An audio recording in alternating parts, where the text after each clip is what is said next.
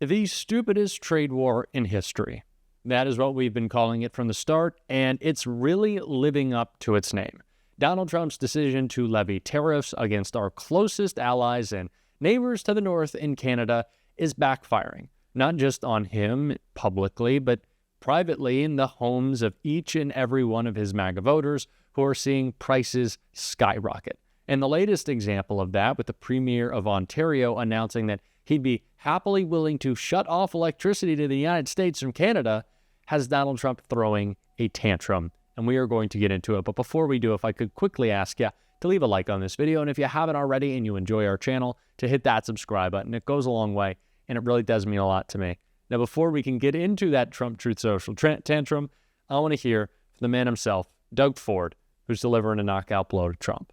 You see the market tumbling, consumer confidence is down, and if he continues on with this, assembly plants in Michigan will shut down and around the country, whoever makes autos, and as well as businesses. They're going to hurt. And these pensions, when the market goes down, it's going to affect people's pensions. So I'm not too sure why he continues to attack his closest friends and allies, but we need the American people to speak up. We need those CEOs to actually get a backbone and stand in front of them and tell them this is going to be a disaster. It's mass chaos right now. That's what we need. Well, he'll have a chance to hear from those CEOs today, as we just mentioned. If you're talking de-escalation at this point, what would it take for you to remove that surcharge on the electricity coming into the U.S. from Canada? Well, doubling the tariff on aluminum, that the U.S. only can manufacture 16% aluminum that they need. The balance, for the most part, comes from Quebec, over 65%. It's going to hurt your manufacturing. You need the aluminum. You need our high-grade nickel. And I want to send more high-grade nickel. You need our electricity. You need the 4.3 million barrels of oil that gets shipped down. I want to make sure we build an AMCAN fortress, the two greatest countries in the world. Fighting like this does not make sense. But I will respond appropriately on the electricity. Stay tuned. So what does that look like? What are the potential responses? Well, we'll see. I'll talk to the team and we'll make an appropriate response to President Trump. Again, I stress, this is not the American people. Canadians know it. And if we go into a recession, it's self-made by one person. It's called President Trump's recession, which shouldn't be this way. We should be booming, both countries right now.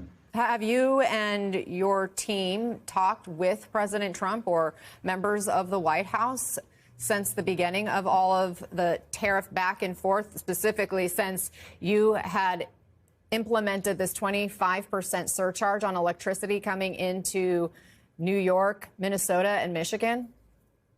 I've talked to the three governors. I've also talked to Secretary Lutnick and President Trump. You like the guy, you don't like him, they understand. They're business people. And for this to be unrolling and putting the whole country and Canada into a potential recession over what? He should be focusing on China.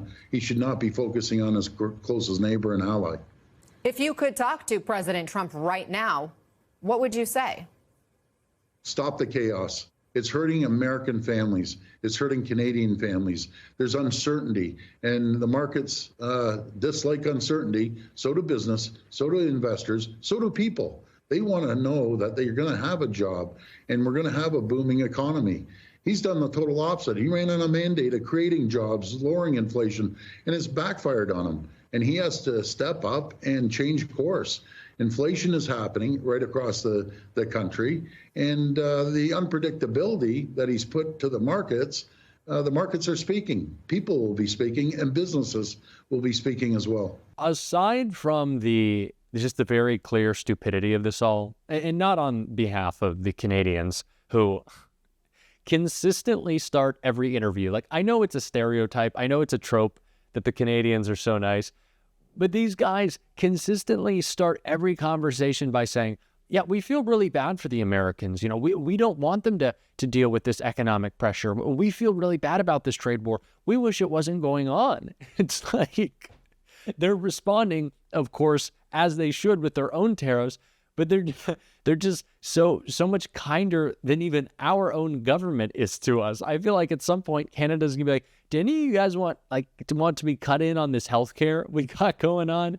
And I think that on top of the tariffs is like the niceness and how Canadian leaders actually know how to treat people with respect and dignity is what's getting so much under Donald Trump's skin, because he went off on a bit of a spree of posts that we're going to check out right here. In his first incredibly long post, Donald Trump wrote, based on Ontario, Canada, placing a 25% tariff on electricity coming into the United States, I have instructed my Secretary of Commerce to add an additional 25% tariff to 50% on all steel and aluminum coming into the United States from Canada, one of the highest tariffing nations anywhere in the world. This will go into effect tomorrow morning, March 12th. Also, Canada must immediately drop their anti-American farmer tariff of 250% to 390% on various U.S. dairy products, which has long been considered outrageous. I will shortly be declaring a national emergency on electricity within the threatened area. This will allow the U.S. to quickly do what has to be done to alleviate this abusive threat from Canada. And in another post, Trump wrote, why would our country allow another country to supply us with electricity, even for a small area? Who made these decisions and why? And can you imagine Canada stooping so low as to use electricity that so affects the life of innocent people as a bargaining chip and threat? They will pay a financial price for this so big that it will be read about in history books for many years to come. I know we say this very often, but what a stupid man. What a stupid man. Why would anyone threaten their ally with making things more expensive on them, Donald Trump says while announcing 200% tariffs on Canada that he started? Why would they threaten to cut off this trading relationship? That's so awful. Now let's end this trading relationship. It's not even like hypocritical at this point. I just think he truly doesn't understand how stupid he sounds. And as he doubles down, the market continues to double its losses day over day. Donald Trump continues to cause problems with the very people who supported him most. People now in the Midwest who might lose their electricity or have their energy prices skyrocket, something Donald Trump said the opposite was going to happen, and something that we can really enjoy, because I don't love to laugh at MAGA voters who are dealing with price increases and having their day-to-day lives affected, but I'm happy to laugh at the billionaires losing tens of billions because Donald Trump's stock market is falling apart. That I'm good. Jeff Bezos, you're losing a bunch of cash. I'll laugh at that. Zuck, I'll laugh at you too. Really warms my heart. It does. That's okay. But back to those MAGA voters who are really, really feeling these impacts. Bernie Sanders talked about how we have to combat what is happening with rising prices in a clip right here. Senator Sanders, thanks very much for joining us. Do you think there'll be a recession? Got me, but I think there is so much chaos in the world right now created by we have a trade war with our two neighbors, Canada and Mexico. You have the President of the United States wanting to take over the Panama Canal, take over Greenland, God knows what else. We are laying off, Mr. Musk is now laying off or proposing to lay off hundreds of thousands of federal employees. What will that mean to the Veterans Administration? What will that mean to Social Security? What will that mean in terms of unemployment? So I think all of those questions creates a lot of economic uncertainty. President Trump has said many times on the campaign trail that he would not touch entitlements like Social Security or Medicare, which I know are priorities for you. Elon Musk, however, seems to be leaning in the other direction. I want to play something he said in an interview today to Fox Business. The way support in entitlement spending, which is which is most of the federal spending is entitlements. That's like the big one to eliminate, because that's the sort of $500 billion, maybe $700 billion a year. That is also a mechanism by which the Democrats attract and retain illegal immigrants by essentially paying them to come here, and then turning them into voters. So, I mean, what do you make of his desire to cut entitlements? He says he wants to go after waste and fraud, and the reason you just heard him use. Well, he has called Social Security a Ponzi scheme. They have already laid off 2,500 employees of the Social Security Administration. Anderson, I think I speak for probably every member of the Senate. in that the calls that we get in large numbers are people who are saying, I'm trying to get a hold of Social Security. I got a disability issue. I can't get a hold of anybody. And the reason is the Social Security Administration today is understaffed. There are estimates out there that tens of thousands of people with disabilities die while they're waiting for those benefits to come to fruition. They apply, they're waiting. And now if you do, as Musk and others are proposing, not only 2,500 Social Security employees, they want to cut half of the Social Security employees. That will be a disaster. That will mean that millions of people who will, calling up, they're not going to get an answer.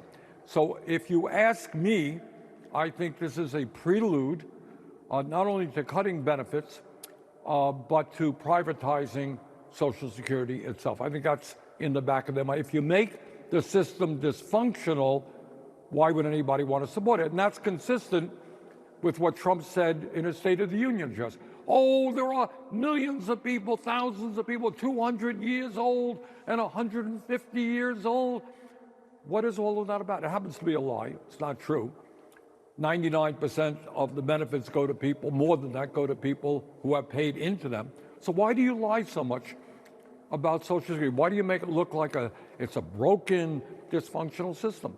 The reason is to get people to lose faith in the system, and then you can give it over to Wall Street. That's my view. Is there any way to get more transparency about what Elon Musk is doing? I mean, the only thing like the public sees besides his posts on X are this so-called wall of receipts.